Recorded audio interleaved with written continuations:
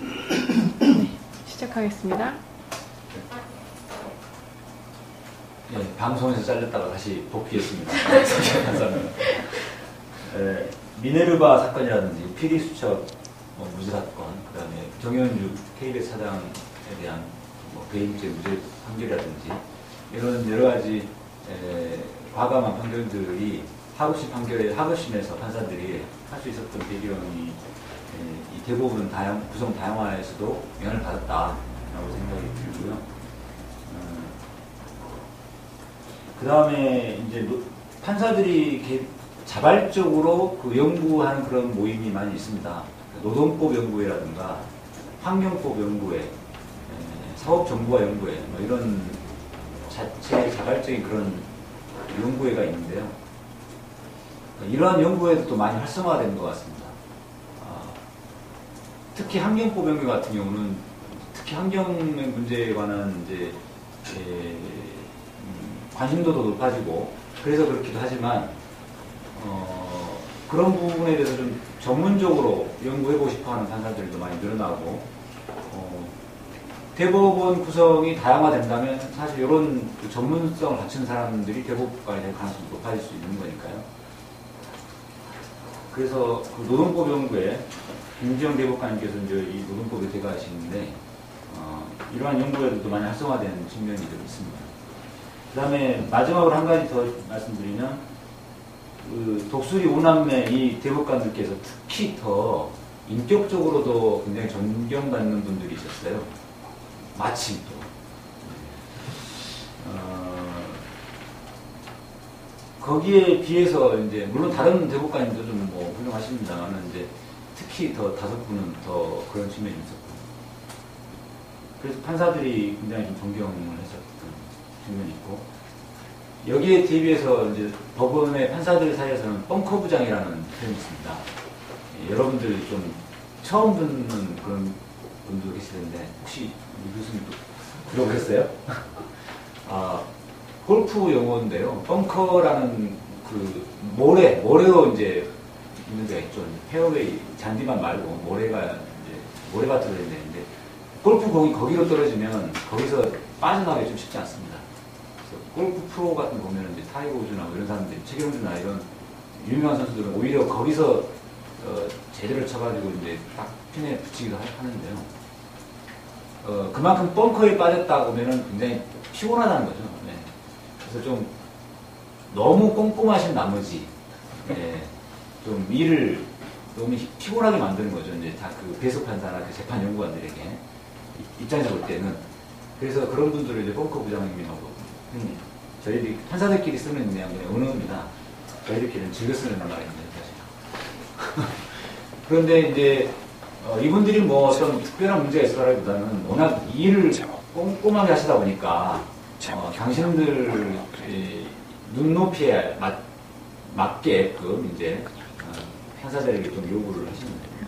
그러다 보면 이제 판사들 입장에서는 좀 피곤한 거고요.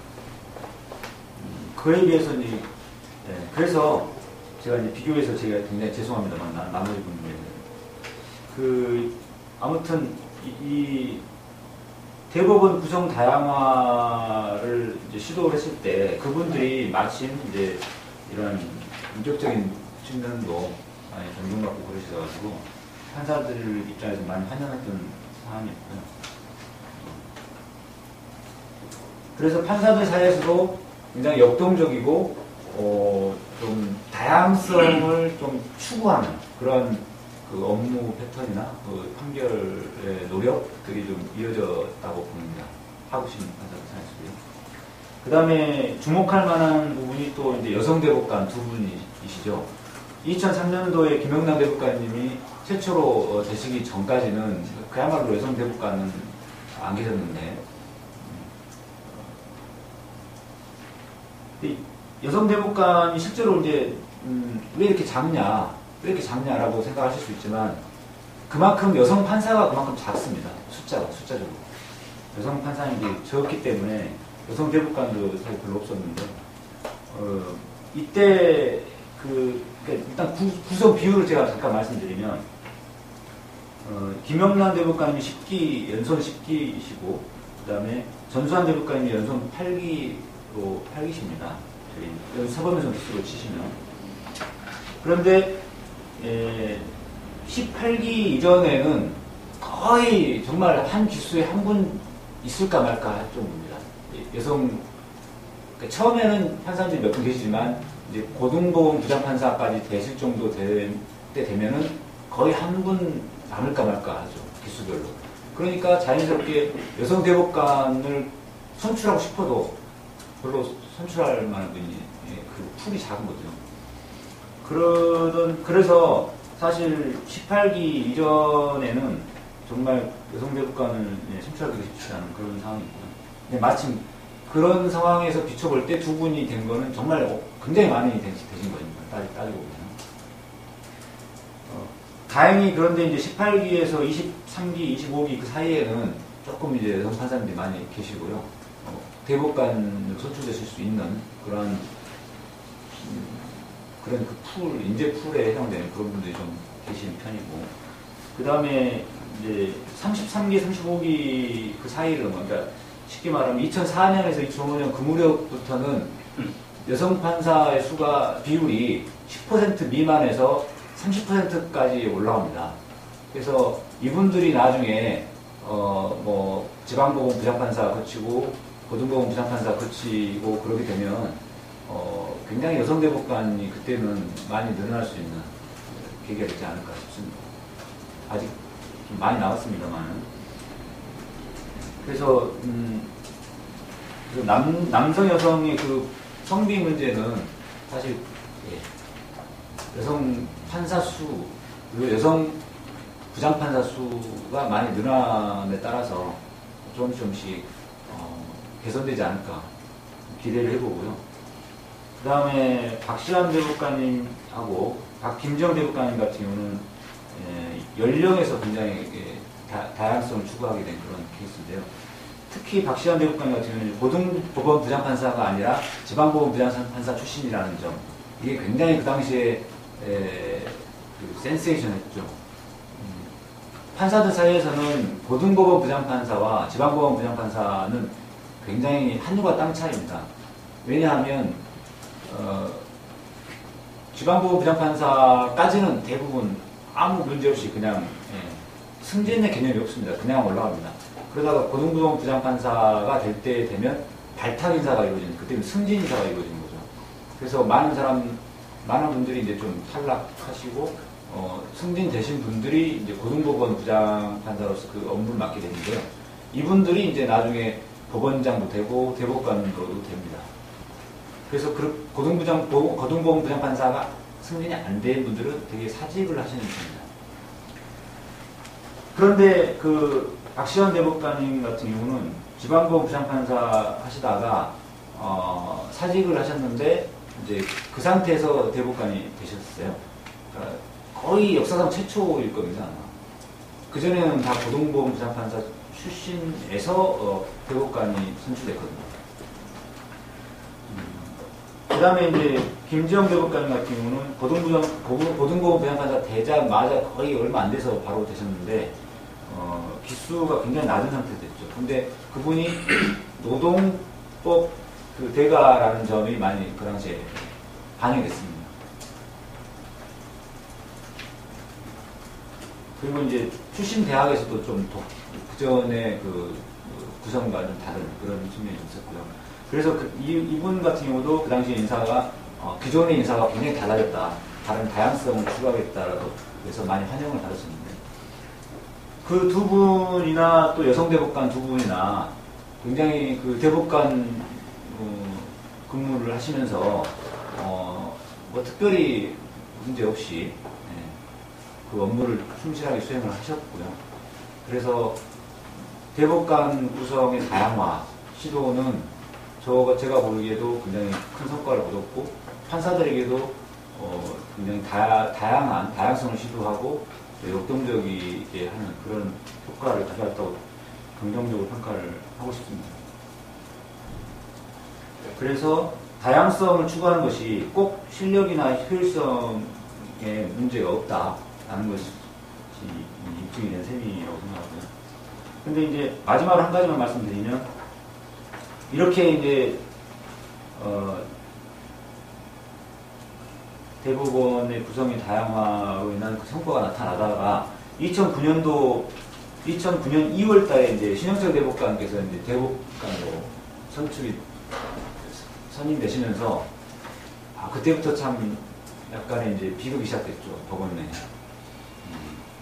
묘하게도 그 신영철 원장님께서는 서울중앙지방법원 원장님 계셨는데 이때부터 물론 그 전에 한 분이 더 계셨지만 이명박 정부가 들어서면서 이제 이용훈 대법원장님께서도 그 대법원 구성 다양화보다는 기존의 그 서열 중심의 그 임명 제도로 바뀌었습니다. 그래서 그 신영철 대법관님도 약간 그런 측면으로 이제 임명이 되시는 셈입니다. 근데 공교롭게도 이제 이분이 마침 또 그 재판 개입, 촛불 집회와 관련된 재판 개입 사태 장본인이셨던 거죠.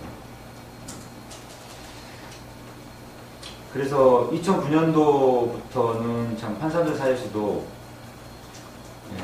분위기가 많이 좀 깔아앉은 상태입니다. 안타깝게도. 이상 마치겠습니다. 고맙습니다. 다시 강조하지만 독수리 오영재가 아니고 오남매입니다. 사실 그 대법관은 그러니까 그 판사들 입장에서는 그러니까 어떻게 보면 그 최고의 멘토죠, 그죠? 어떻게 보면은 가장 그 우선적인 그런 그 롤 모델이 될 수 있을 것 같은데요. 대법원 구성이 획일적으로 되면은 모든 법관들은 하나의 롤 모델만 쳐다보는 이런 상황이 벌어지게 되겠죠. 이 다양화됨으로써 그러니까 다양한 생각을 가진 그런 그 어떤 롤 모델을 설정을 하고 그에 따라서 자기의 어떤 그 판사로서의 역할 이런 것들을 만들어 나가는 또 경우에 따라서는 판결에서도 이제 그렇게 되겠죠. 대법원의 구성이 획일적이라고 한다면은 뭐 그냥 이런저런 논점이 있어도 대법원에서 생각하지 않을 것 같으면 아예 그냥 판결에서 제껴버리겠죠. 어쨌든 올라갈 거니까. 그런데 구성이 다양화되고 여러 가지 이야기가 나오는 분위기가 된다면은 하급심 1심 법원에서 판결할 때도 정말 법관이 생각할 수 있는 여러 가지 정도로 생각하고 당사자들이 요구하는 것 또는 이 사회에서 흘러가는 분위기 같은 것들을 감안해서 그 여러 가지를 고려하면서 판결을 내리고 그리고 이 판결 과정에서 그 당사자들의 이해관계도 조정을 하고 우리 사회가 나아가야 될 방향도 나름으로 한번 제시해보고 그래서 그게 대부분까지 올라가서 채택되면은 우리 사회를 바꾸는 큰 틀을 이루게 되는 그런 큰 성취로 맛볼 수 있는 그런 상황이 되지 않을까 싶은 생각이 듭니다. 뭐 지금까지 그 네 분의 그 말씀을 들어봤는데요. 이제 조금 자유롭게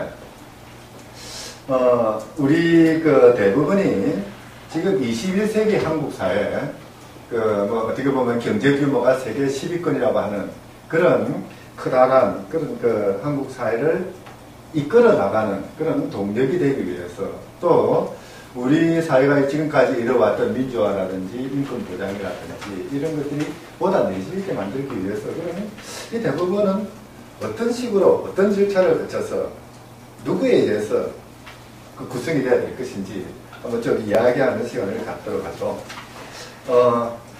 지금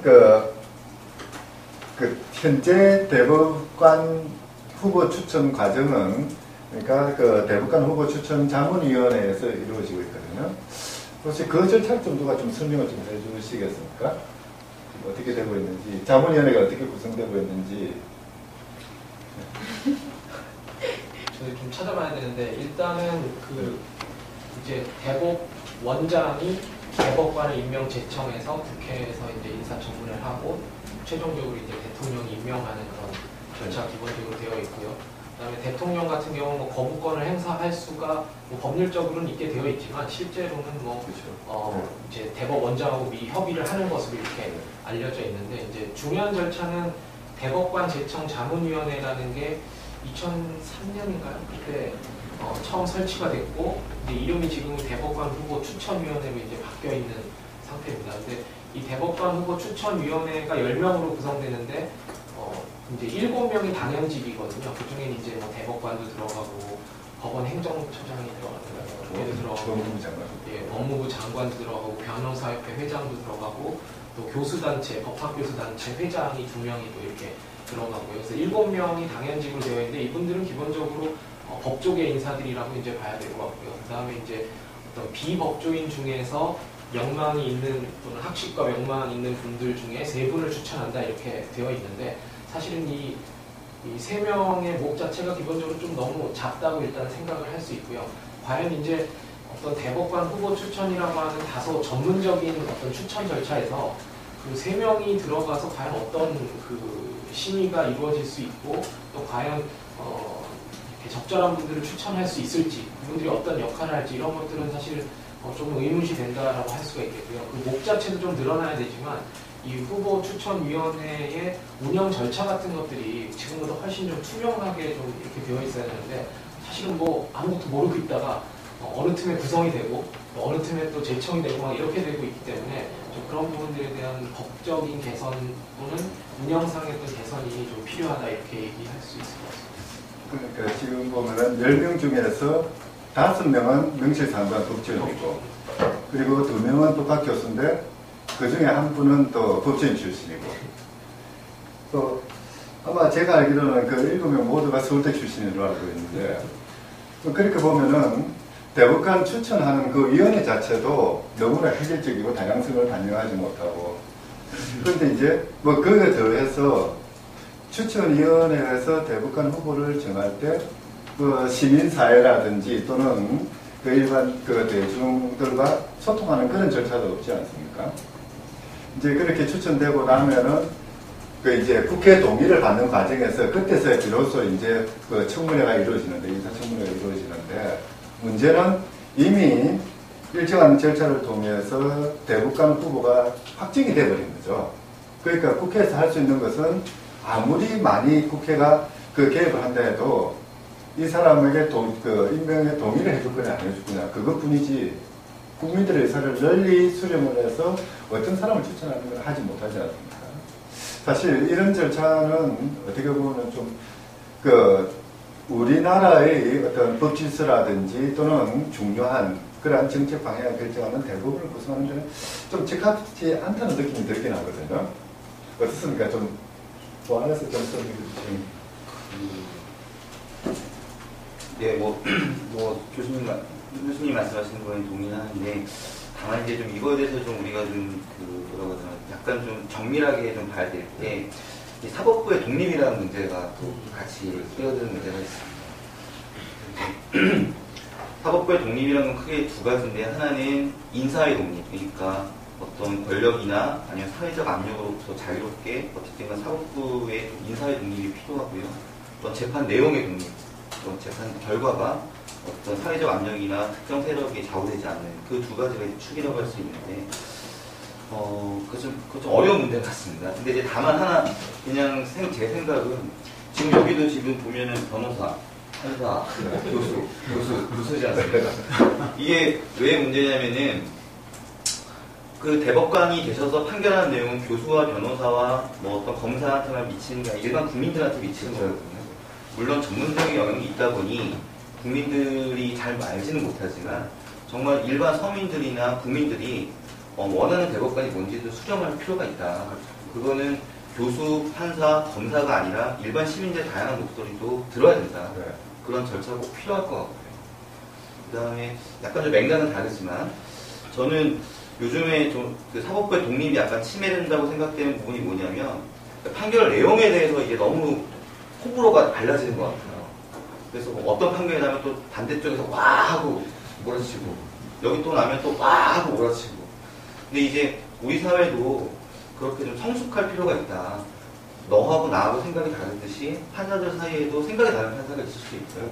물론 법적 안정성 측면에서 어느 정도 합리적인 그런 틀은 있어야겠지만 그 가운데 그 과정에서는 서로 다른 판결들이 나올 수 있다는 것들을 좀 넉넉하게 받아들이는 게 필요할 것 같고, 지금 사회자님께서 말씀하신 그런 부분에 대해서는 일반 서민들 정말 그런 분들의 목소리나 그분들이 원하는 대법관의 상을 어떻게 받아 안을까 그런 것 절차들 좀 앞으로 고민하고 좀 해나가야 된다. 다만 사법권의 독립을 해치지 않는 범위에. 네, 제가 좀 보충드리겠습니다. 그 사실상 대법관은 대법원장의 동료입니다. 대법원장은 대법관 중에 이제 그 동료를 대표하는 사람일 뿐인 거죠. 그런데 따라서 세계 어느 나라에도 사실은 대법관 제청을 대법원장이 하게 하고 있는 나라는 없습니다. 제가 알고 보면. 우리 헌법이 거의 유일하게 62년 헌법부터 대법관에 대해서 대법원장이 제청권을 가지게 됩니다. 그런데 그때 헌법이 왜 그렇게 했느냐? 사법부에 있어서 인사와 관련해서 사법부의 대법원장이 알아서 대법관들을 뽑지함으로써 대법관 인사에 있어서 사법부에게 어떤 독립성, 자치성을 준다는 취지였겠죠. 그런데 그때는 헌법에 62년 헌법에는 대법관 추천위원회의 추천을 거쳐 대법원장이 제청한 대법관 후보 이렇게 되어 있습니다. 그러니까 대법원장의 제청은 사실상 되게 형식적이다. 결국은 그 후보 추천위원회가 사실은 대법관 후보를 결정한다 해도 과언이 아닐 정도였는데 이것이 71년 유신헌법에 가서 대법관 추천위원회의 추천 이 부분이 빠져버립니다. 그리고 대법원장의 제청권만 남게 됩니다. 그랬더니 그 후에 이게 아주 나쁜 결과를 초래해야 됩니다. 뭐냐면 대법원장이 자기 입맛에 맞는 자기 후배 법관, 또 엘리트 법관, 자기가 키워주고 싶은 엘리트 법관들을 대법관으로 제청하는 그러한 통로 역할을 하게 되면서